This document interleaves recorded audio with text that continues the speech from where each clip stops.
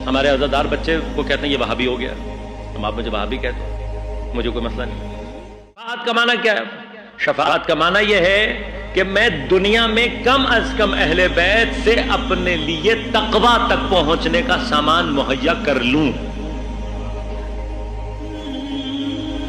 مجھے یہ ایکویشن سمجھ میں نہیں آتی کہ دنیا میں اہل بیت اطہار کو میں کوئی پرائیورٹی لسٹ میں رکھوں ہی نہیں، ان سے کوئی عمل لینے کی کوشش کروں ہی نہیں، میری زندگی میں اہل بیت کو سمجھنے، ان کے فرمودات پر عمل کرنے کی کوئی گنجائش نہ ہو، اور پھر بھی میں یہ امید رکھوں کہ یہ میری قیامت کے دن شفاعت کریں گے۔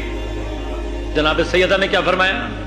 اگر ہمارے امر پر عمل کرنے والے ہو، اگر ہماری نہیں سے، جن چیزوں سے ہم نے منع کیا، دور رہنے والے ہو، تو ہمارے شیعہ ہو۔ شفاعت کس کے لیے ہے؟ شیعہ۔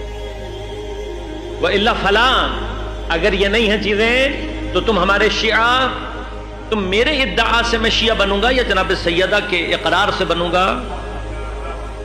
اب تصور کریں نا، میں تو اپنے گمان میں اپنے آپ کو شیعہ سمجھ کے قیامت کے دن پہنچ جاؤں، اور جناب سیدہ پلٹ کر مجھ سے کہیں کہ یہ نہیں ہے شیعوں میں سے، تو قیامت کے دن آپ کے پاس کوئی گنجائش ہوگی کچھ کرنے کی؟ نہیں ہوگی۔ جو بھی گنجائش ہے وہ کہاں ہے؟ دنیا میں۔ اگر آپ چاہتے ہیں کہ قیامت میں اہل بیت آپ کو پرائیورٹی دیں، تو دنیا میں ہمیں اور آپ کو اہل بیت کو پرائیورٹی دینی پڑے گی۔ شفاعت کا معنی ایگزیکٹلی یہی ہے۔ قرآن شفاعت کرے گا کس کی؟ جس کی زندگی میں قرآن کو پرائیورٹی۔ نماز شفاعت کرے گی کس کی؟ جس کی پرائیورٹی نماز۔ علماء شفاعت کریں گے کس کی؟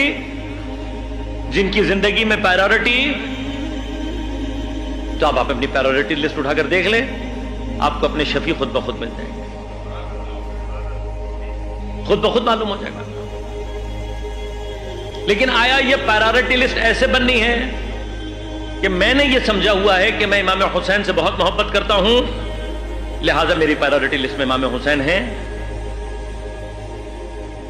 تو اگر آپ کی پرائیورٹی لسٹ میں امام حسین ہے تو آپ نے کتنے کام امام حسین کے لیے کیے؟ یہاں سے شروع کریں۔ امام حسین فرماتے ہیں انی احب الصلاۃ، مجھے نماز سے بہت محبت ہے۔ تو کیا میں نے اپنی زندگی میں کبھی امام حسین کو سامنے رکھ کر نماز پڑھی؟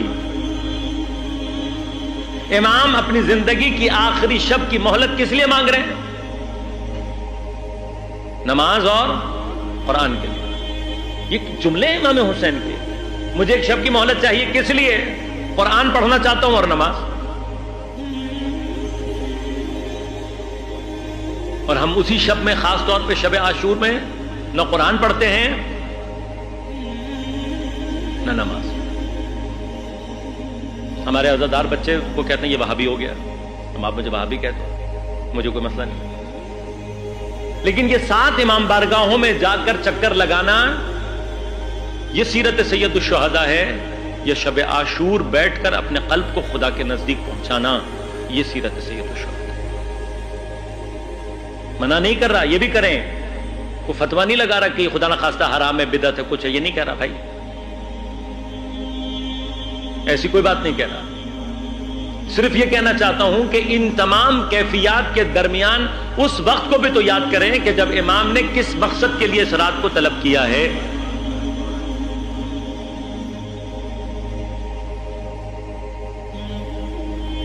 اہل بیت اطہار شام غریبہ میں خیمے جلنے کے بعد اگر نماز ترک کر رہے ہیں تو تمہیں حق ہے، لیکن اگر جلے ہوئے خیموں کی راکھ کے درمیان، سربریدہ لاشوں کے درمیان اگر اہل بیت اطہار نماز ترک نہیں کر رہے، اور میں صرف اس لیے نماز ترک کر رہا ہوں کہ میں نے سارا دن عزاداری کی ہے اور اب میری نماز مجھ سے چھوٹ گئی ہے، اب مجھے آ کر کوئی یہ سمجھا رہا ہے کہ تمہاری تو نماز یہ ہے،